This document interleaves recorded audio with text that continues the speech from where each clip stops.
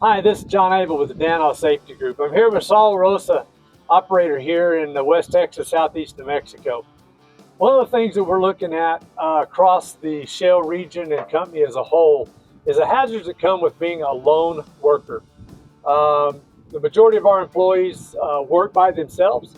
They do have times where they have help or they have people that come on a location and help them, but the majority of their time they're by themselves, having to recognize hazards, deal with hazards, mitigate those hazards, or get help. So today I'm here with Saul, and we're just going to kind of pick his brain on some questions. So Saul, tell us a little bit about the job tasks that you perform on any given day at any given time. First things first, we typically do lockout tag out every day, single things that we do, um, such as wagging wells or cleaning screens or replacing O-rings on our skids and such. Okay, so with those, is there any common hazards that you know are going to be present? Yes, sir. High pressure is one of those things that we deal with on an everyday basis. And how we mitigate that, we just find our bleed points and bleed down from there and just make sure we're checking our wind direction. Okay. What about unusual hazards? Do you ever come across something that you know can be there that may not be there? Yeah, when working with CO2, we get a lot of ice plugs.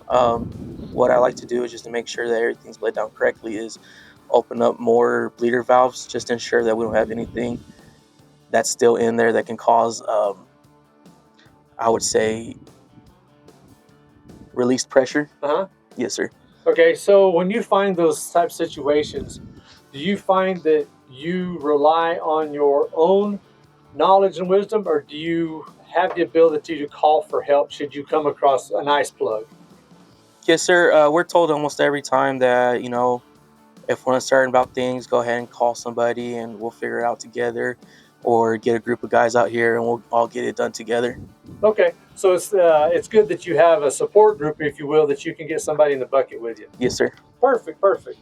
How often do you communicate with your supervisor or others in the course of the day? Is that something you do randomly and frequently, or is it something you go and do your job and the only time you call is when you need help? Yeah, so our supervisor usually texts us in the morning on our group chat, letting us know updates around the field that's going on, or I'll talk to my buddies, our work buddies, almost every day about just some certain situations that we go through throughout the day.